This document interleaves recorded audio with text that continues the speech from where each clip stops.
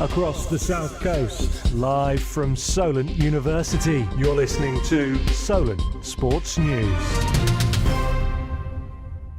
Good afternoon, it's 4 o'clock and you're listening to Solent Sports News. I'm Tom Goward. Pakistan and South Africa are going toe-to-toe in the Cricket World Cup this afternoon. Pakistan opened the batting but were all out for 270, with the strong middle order saving their shaky start and poor finish. South Africa are currently 157 for 4 and sit comfortably in second place in the group. Pakistan need to win to keep up to the top 4 and progress. Sailing is huge on the south coast, especially down on the Isle of Wight, and with the work of charities nationwide, the sport is becoming more and more accessible by the day. Rhys Barrett took a boat down south to find out more about disability in sailing.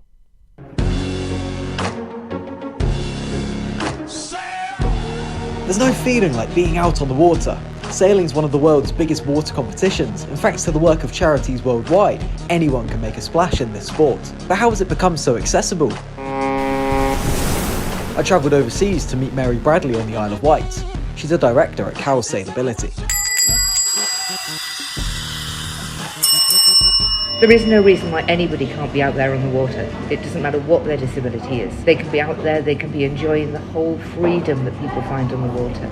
Cowell Sailability is an Isle of Wight charity that provides boating opportunities no matter the disability. There are 27,000 disabled people on the Isle of Wight alone, 5,000 of which have said they are interested in water sports.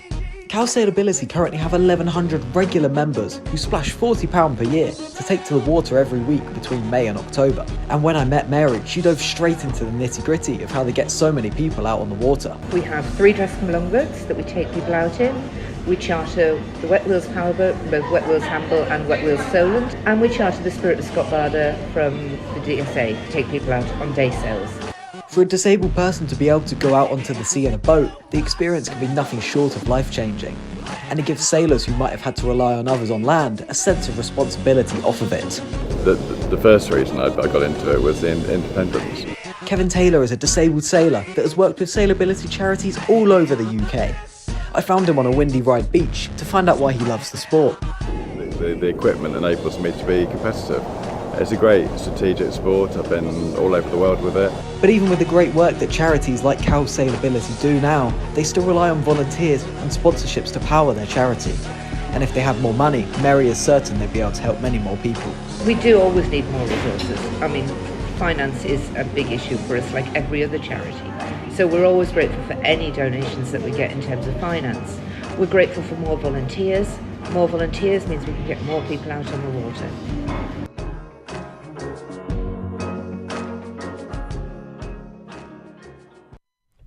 We now join Rhys live in the Isle of Wight. Thank you very much, guys. I've travelled overseas, as you heard in the package. I'm here on the Isle of Wight today. I'm actually in Newport in a coffee shop called Richmond's. It's lovely in here, but it's a little bit loud, so apologies for that. But I'm with Mary Bradley today, who's a director at Cowell Sailability, and as you heard in my package, they're a charity that provides solutions and opportunities for disabled people to go sailing.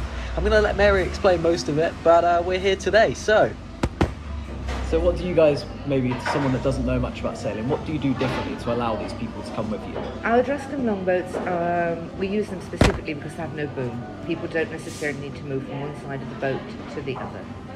We can take 5 people and 2 crew out at a time. We use experienced crew, used to crewing the Drescombe longboats, used to dealing with disabled people, can help them to do whatever they feel able to do.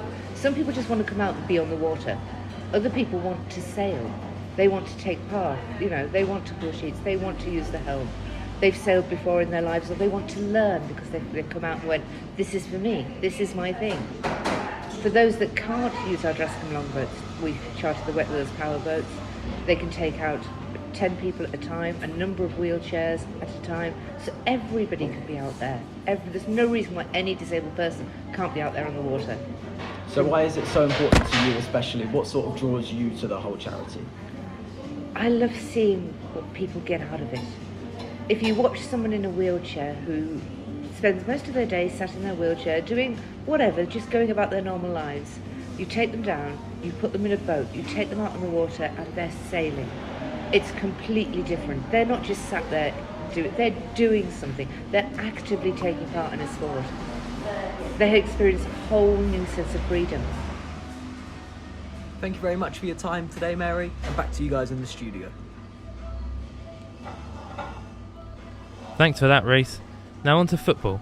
And Newcastle United's Sandro Tonali is in hot water after breaking strict betting rules that have caused manager Eddie Howe a real headache going forward. Reaction from Jack Buncott. I got a bad addiction, baby, it's you. Newcastle United's Sandro Tonali's dream start on Tyneside has been shattered due to breaching betting allegations against him. The midfielder has been handed a 10-month ban just months after joining the Magpies. His manager, though, Eddie Howe, has hinted he'll put on the famous black and white shirt on Saturday, whilst urging for better programmes to be in place for players. Yeah, I think there's a high chance again that he could be available for us. I still think there's a few things that have to happen before the ban's imposed, so let's see. These pitfalls have been there for many, many years for footballers. All different types of situations can occur in their careers, and it's the better we can get good guidance into them at a younger age, and then hopefully we can these situations can be avoided. The Italian Football Federation found the 23-year-old guilty of breaching betting rules whilst playing at his previous club, AC Milan, and fined €20,000. Luca Bendoni, an Italian football journalist, has admitted it came as a shock to the public back in Tonali's homeland that it's been found guilty of these allegations. Here in Italy, nobody expected it. Tonali has always been seen as a great professional. He's a great professional. He always trains 110%, always very professional, respectful. He has always fought for AC Milan, for the club. So nobody expected this kind of thing. Not only will the Italian international miss the rest of the Premier League season, but also faces missing the European Championships next year if the Azzurri qualify. These shoppers were in mixed opinions of how they felt about the midfielders' ban and fine. Well, I think it's quite harsh. I don't think he should be banned for that long, or banned at all really. I don't think it's fair because he should be able to bet on his own team if he wants. He maybe deserves to be banned for a while, but perhaps the fine's too heavy. Yeah, I think the punishment was correct for what he did.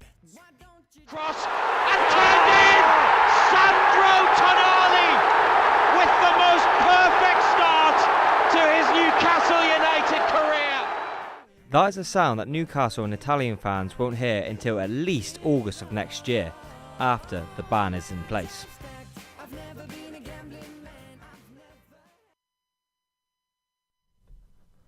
Arsenal's key striker Gabriel Jesus could potentially be out for the first few weeks. The Brazilian picked up a muscle injury against Seville in the Champions League on Tuesday after scoring an impressive solo goal during his side's 2-1 victory. He was subbed off after 81 minutes with a suspected hamstring injury. With another round of matchday fixtures in the Premier League starting tonight, reporter Dan Baverstock previews the games this weekend.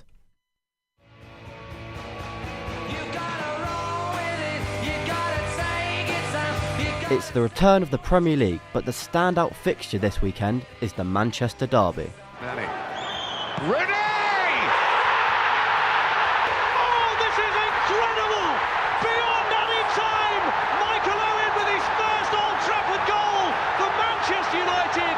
Alex Ferguson was asked in 2009 if City could ever go into a derby as favourites. He said, not in my lifetime. Now it's every time. With both teams coming off the back of wins in the Champions League, both managers are expecting a tough challenge. So always is a tough opponent. The quality individually they have, and in their stadium, the character, the momentum, the ability to be maybe on top, and in 10-15 minutes it's splash and they score goals. So we know the quality they have.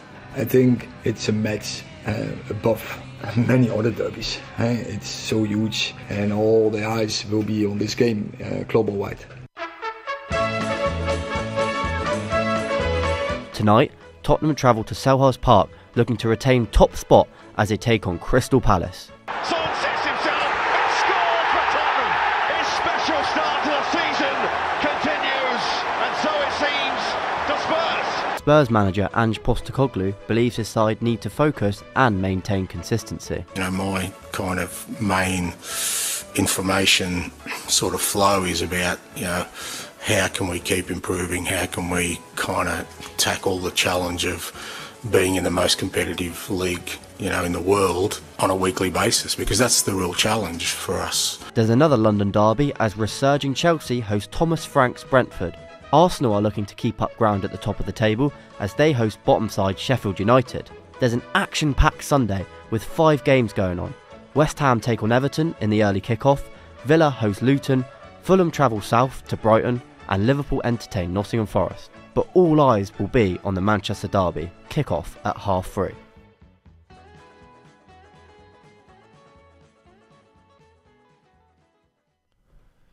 Boxing and UFC meet each other once again this Saturday. The WBC heavyweight world champion Tyson Fury takes on the former UFC heavyweight world champion Francis Ngannou. Fury will have to overcome one of the hardest hitting combat fighters in Ngannou before he faces Alexander Usyk in their rumoured bout in December. I'm now joined by a boxing correspondent Ethan Green. Ethan, how do you think the fight will go? Hi Tom. Earlier this week, Tyson Fury stated he could beat Ngannou even if he drank 25 pints of beer beforehand. I'm not so sure he could do that, but I do believe that Fury will win the fight quite easily. There have been a lot of UFC fighters that have come across to boxing, and their records in the sport have not been great. Fury is undoubtedly the best heavyweight boxer in the world, and Ngannou has little experience, so Fury will ultimately pick him apart, and it could get ugly for the former UFC heavyweight champion.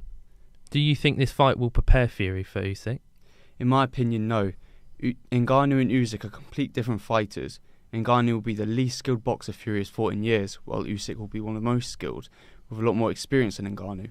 So it could be argued that Ngannou's fight wouldn't help in any preparations for Fury, who will have to completely change the way he fights against Usyk in December. Perfect, thank you for that, Ethan. On to motorsport now, and motorsport has had its fair share of issues with inclusivity over the years. The industry has proved far too expensive for talent such as Tumnik Krosniak to reach the highest level. Women in motorsport have also been given a boost with championships such as W Series and F1 Academy. How hard will Abby Pulling fight this one as they go to the hairpin? Doesn't look like she's going to fight it at all, but the master gets past the apprentice. Abby Pulling has become a pioneer for women in motorsport, scoring podiums in F1 Academy and the now defunct W Series. The 20-year-old spoke of the growing opportunities for women in the industry. The aim at the end of the day is to get the first female Formula 1 driver, and you know, it's got to be someone that deserves it. And this spotlight that's on females at the moment, you know, it's such a good time to be a female in motorsport, and you know, there's so many more new females coming into the karting paddock because of championships like this.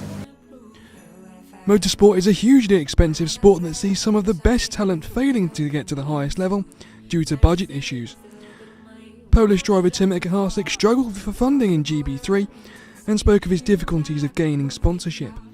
Obviously the funding is the main problem now. Obviously we had some options for different series, but nothing is confirmed yet, you know. I hope it will be possible to race in Formula next year. Alongside driving, motorsport has provided opportunities for females to work in engineering, such as former driver Megan Gilks, who joined Aston Martin F1 as a trackside support engineer. The Canadian spoke of her great experience at the team. I absolutely love it. It's fantastic. It's everything I'd hoped for to be working in F1 and more. The guys and girls that I work with are great fun, and it's long hours, a lot of hard work, but you know what, it's absolutely worth it. Since Danica Patrick's famous IndyCar win at Twin Ring Motegi, Danica Patrick wins at Twin Ring Motegi! And Formula 1 introducing the cost cap, motorsport has become a far easier industry to break into for people all over the world. Continuing with promising inclusivity within sport, we now move on to Oliver Bernard, who's had a feature of diversity in a load of different sports. Diversification in sport has changed drastically over the last few decades, with more people from different backgrounds getting opportunities in all areas of employment. Ali, great skill. Oh, what a goal! Gary Taphouse, a Sky Sports commentator of 18 years, who gave us an insight on how certain clubs expand on their diversity. We saw a brilliant TV series about how Crystal Palace use their South London base extremely effectively. Obviously that's not as possible or as easy in other areas. Hello, My name is Phils and I play for the Solent 3rd team basketball team. Here at Solent, diversity runs through every team, which is pivotal on and off the court. We have a mix of different races, different cultures, from black, white, Asian, etc.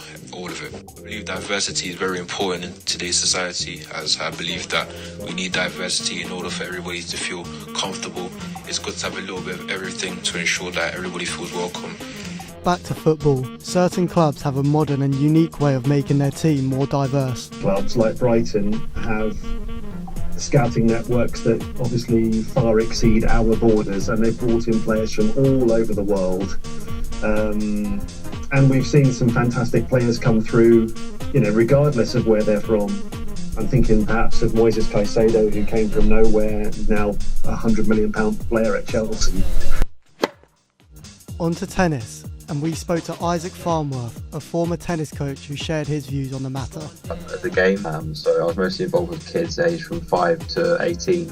And we had a great range of kind of cultures and good diversity amongst the kids that I was coaching from all sorts of backgrounds. However, professionally, if you look at like the British Davis Cup team, the men, for example, they're pretty much all white.